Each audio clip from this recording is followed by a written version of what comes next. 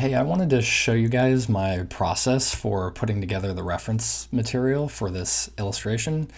I definitely used references, and the easiest way that I found heads in all the different views was from a website called Sketchfab.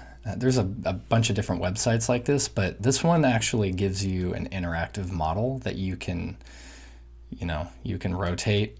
And what I did was after I found this, I I was trying to imagine, the heads on a sphere and, what angles I needed. So I would rotate to find the right angle, and then I would essentially, take a screenshot of it. And I did this for quite a few. So I ended up with kind of this gallery.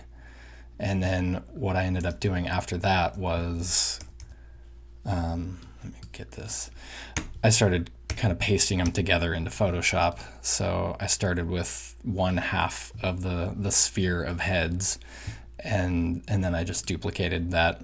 When I was done, I printed this out and I used it as a reference. I also looked at it as a reference on the screen, but I think the important thing is recognizing when you need references and when you don't. And a lot of people, you got to use references for certain things.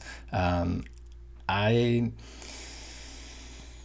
don't know. I have an issue sometimes with trying to be perfect with everything I draw, and then I fall into this I have to have reference kind of mindset, and I don't like that. I would like to be able to loosen up and draw from imagination. In the end, I kind of deviated from the reference material and added extra details that weren't there, and tried to vary the faces so they don't all look the same. And I think the problem with reference material, or the limitation, is you're not gonna, if you try to stick too closely to it, your art I think is gonna probably suffer. There's a lot of stuff that can happen in the translation from the reference material to the final artwork, and that's where a lot of the fun stuff, I think, occurs. So I don't know if this is helpful at all. Let me know.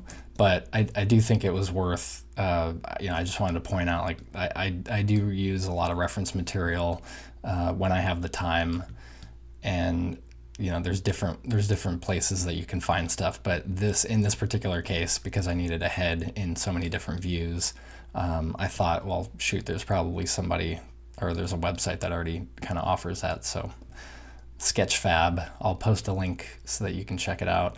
There's a bunch of different other 3D models that you can do this, interact with. So there you go.